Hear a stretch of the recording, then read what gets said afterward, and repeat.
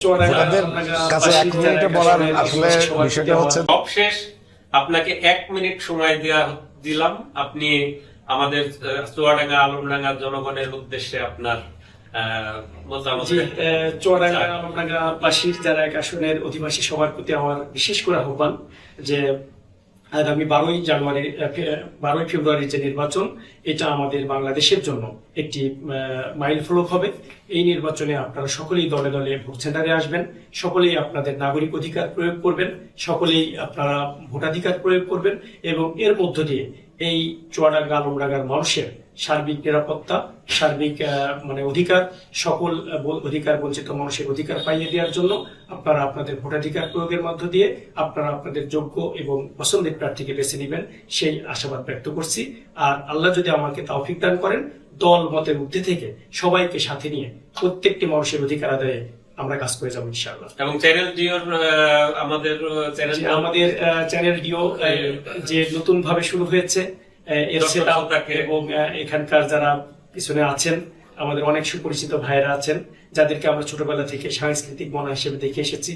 আমরা আশা করি তাদের বিচক্ষণতায় তাদের হাত ধরে এই বিশেষ করে এমদাদ ভাই আমাদের খুব একজন ভাই, চঞ্চল ভাইকেও আমি ছোটবেলা থেকেই এভাবে দেখে এসেছি। কলেজে পড়া অবস্থায় তাদের অনেক আবৃত্তি শুনেছি, অনেকে শুনেছি।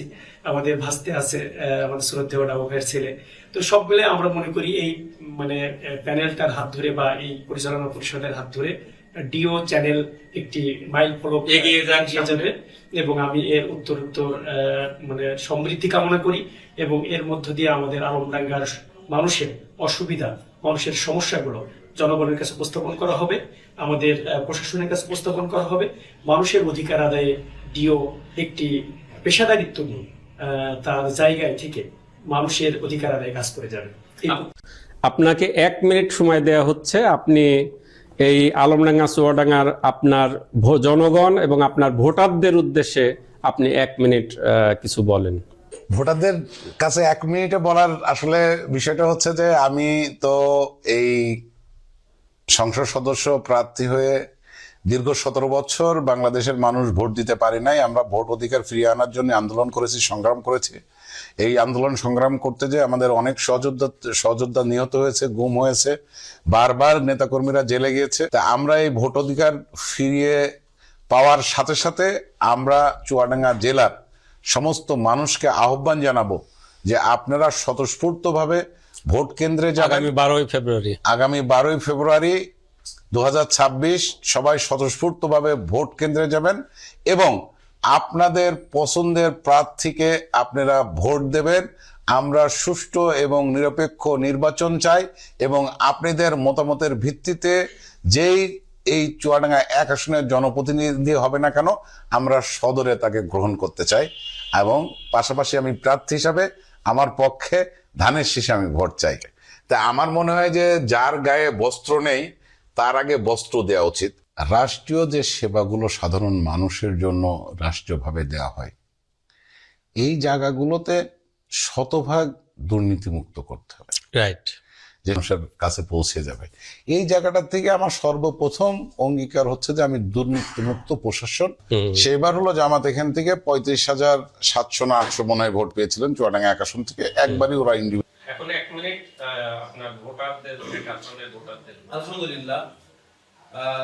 সম্মানিত চুয়াডাঙ্গা সদর এবং আলমডাঙ্গা উপজেলা চুয়াডাঙ্গা 1 আসনের সম্মানিত নারী এবং পুরুষ ভোটার বন্ধুগণ, সকলকেই আমি মাওলানা মোহাম্মদ জহুরুল ইসলাম আজিজি, ইসলামী আন্দোলন বাংলাদেশ চুয়াডাঙ্গা জেলা শাখার সহসভাপতি এবং ইসলামী আন্দোলন বাংলাদেশের মনোনীত প্রার্থী হিসাবে সকলকে আমি অনুরোধ জানাবো। আপনারা সকলে অবগত আছেন আগামী 12ই ফেব্রুয়ারি আমাদের সারা দেশব্যাপী জাতীয় নির্বাচন অনুষ্ঠিত হতে যাচ্ছে। এই নির্বাচনে ইসলাম, দেশ এবং মানবতার কল্যাণে আপনারা আমার নির্বাচনী প্রতীক, দলীয় প্রতীক হাত পাখা, আপনারা হাত পাখা মার্কায় ভোট দিবেন। আমি যদি আপনাদের সুনির্দিষ্ট মতামতের ভিত্তিতে আপনাদের প্রদত্ত ভোটের বিনিময়ে নির্বাচিত হতে পারি, তাহলে আমি কথা দিচ্ছি আপনাদেরকে যে আমি একজন এমপি হিসাবে বা একজন লিডার হিসাবে আপনাদের সঙ্গে থাকবো না। আমি আপনাদের সেবক হিসাবে, আপনাদের ভাই হিসাবে, বন্ধু হিসাবে, সাধারণ একজন মানুষ হিসাবে আমি আপনাদের পাশে থেকে কাজ করতে চাই।